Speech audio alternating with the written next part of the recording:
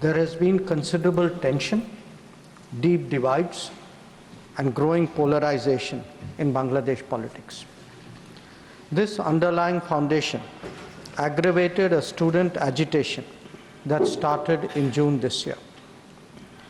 There was growing violence, including attacks on public buildings and infrastructure, as well as traffic and rail obstruction.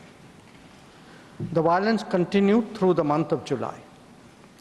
Throughout this period, we repeatedly counseled restraint and urged that the situation be diffused through dialogue. Similar urgings were made to various political forces with whom we were in touch. So, despite a Supreme Court judgment on 21 July, there was no let-up in the public agitation. Various decisions and actions taken thereafter only exacerbated the situation. The agitation at this stage coalesced around a one-point agenda, that is that the Prime Minister, Sheikh Hasina, should step down. On 4th August, events took a very serious turn. Attacks on the police, including police stations and government installations, intensified even as overall levels of violence greatly escalated. Properties of individuals associated with the regime were torched across the country. What was particularly worrying was that minorities, their businesses and temples also came under attack at multiple locations. The full extent of this is still not clear. Sir, on 5th August, demonstrators converged in Dhaka despite the curfew. Our understanding is that after a meeting with leaders of the security establishment, Prime Minister Sheikh Hasina apparently made the decision to resign. At very short notice, she requested approval to come for the moment to India. We simultaneously received a request for flight clearance from Bangladesh authorities. She arrived yesterday evening in Delhi. The situation in Bangladesh, sir, is still evolving. The Army Chief, General Waqar-uz-Zaman, addressed the nation on 5th August. He spoke about assuming responsibility and constituting an interim government. We are in close and continuous touch with the Indian community in Bangladesh through our diplomatic missions. There are an estimated 19,000 Indian nationals there, of which about 9,000 are students. The bulk of the students, however, have already returned to India in the month of July on the advice of the High Commission. In terms of our diplomatic presence, in addition to the High Commission in Dhaka, we have assistant High Commissions in Chittagong, Rajshahi, Khulna and Sylhet. It is our expectation that the host government will provide the required security protection for these establishments. We look forward to their normal functioning once the situation stabilizes. Chairman, sir, we are also monitoring the situation with regard to the status of minorities. There are reports of initiatives by various groups and organizations to ensure their protection and well-being. We welcome that, but will naturally remain deeply concerned till law and order is visibly restored.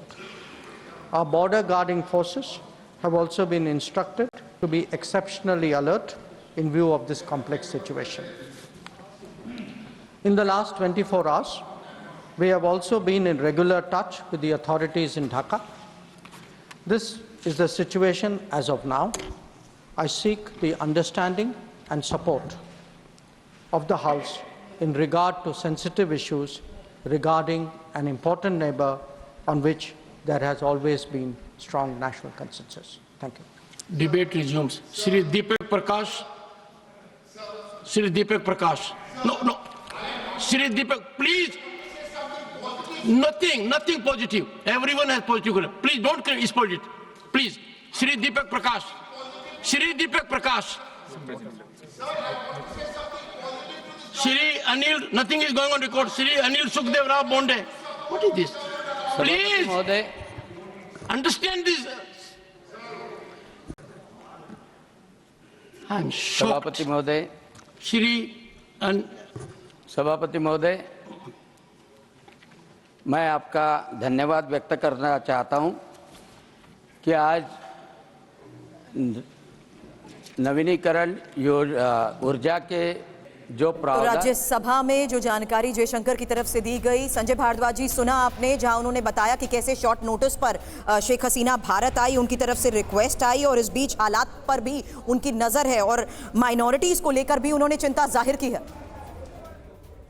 देखिए, निश्चित रूप से सुरभि, भारत एक time tested friend है और शेख हसीना ने जो एक पार्टनरशिप भारत के साथ दिखाई है, भारत ने उसको रेसिप्रोकेट किया और शेख हसीना उन सिद्धांतों में विश्वास करती जो भारत भी करता है, चाहे वो सेकुलरिज्म की बात है, डेमोक्रेसी की बात है, समाजवाद की बात है, और इस तरीके के हुलिगिज्म के माध्यम से उनको सत्ता से हटा के अब देखना ये है कि कितना हार्डलाइनर्स कितने बांग्लादेश में मजबूत होते हैं। देखिए, बात मान के चलिए कि 1947 की जो फोर्सेज हैं, जो ओल्ड मुस्लिम लीगर्स हैं, जो इस्लामिक नेशनलिज्म में विश्वास करते हैं, वो बांग्लादेश में हमेशा मौजूद रहे। 1921 में भी उन्होंने जो कोलैबोरेटर और पाकिस्तान आर्मी के साथ जुड़ के न केवल हिंदुओं को बल्कि मुसलमानों को भी मारा, जो मॉडरेट प्रोग्रेसिव डेमोक्रेटिक मुस्लिम्स हैं उनको भी मारा, और उनको हमेशा से बांग्लादेश में खतरा रहा है इन कट्टरपंथियों से।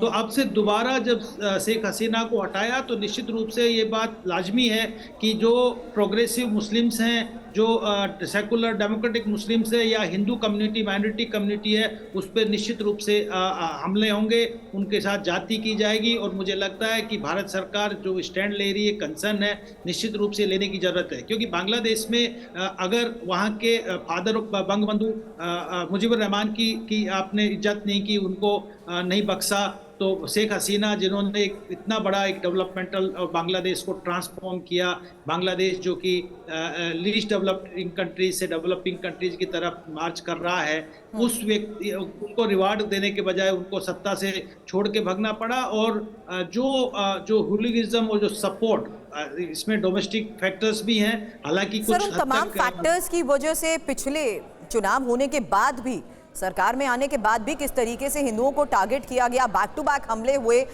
हमले की वजह भी मैंने आपसे इसीलिए सवाल पूछा था कि आखिर हिंदुओं को टारगेट क्यों किया जाता है, क्योंकि आज भी यही हकीकत है कि कैसे बांग्लादेश में हिंदुओं पर अत्याचार हो रहा है, कैसे उनको टारगेट किया जा रहा है। बड़ी खबर यही है क्योंकि बांग्लादेश की इस पावर गेम से खतरे में हिंदू ही हैं।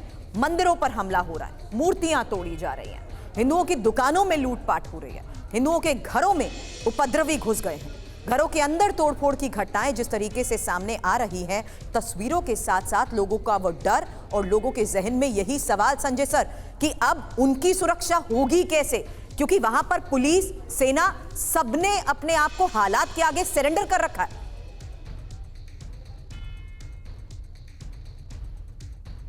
संजय सर, आपकी आवाज नहीं आ रही, प्लीज अनम्यूट करिए।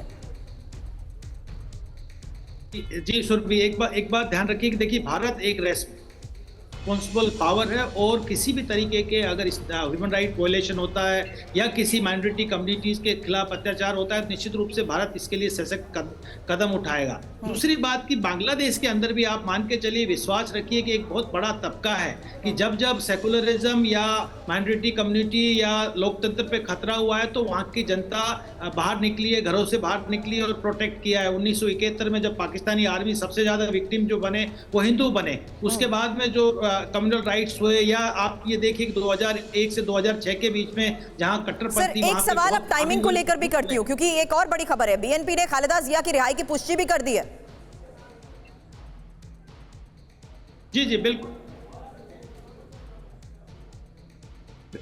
मेरे से पूछा बिल्कुल सर, ये मैं टाइमिंग की भी बात कर रही हूँ कि तख्ता पलट के जिस तरीके से खबरें आई हैं, ये एक पॉलिटिकल स्टैंड है, पॉलिटिक्स है। अगर अपोजिशन जो फोर्सेज है, जो एंटी अवामी लीग फोर्सेज, एंटी हसीना फोर्सेज है, उनको भी मेल्ट डाउन करने की बात है, रिकॉन्सिलिएशन पॉलिटिक्स होगा वहाँ पे, जो आर्मी को भी वहाँ पे अपनी लेजिटिमेसी स्थापित करनी है। तो निश्चित रूप से इस तरीके के कदम की पोजीशन और अपोजिशन दोनों साथ आके अगर नेशनल और इंटरिम गवर्नमेंट में शामिल होते हैं तो एक बांग्लादेश में एक कंडूसिव एनवायरनमेंट होगा, और जो डेवलप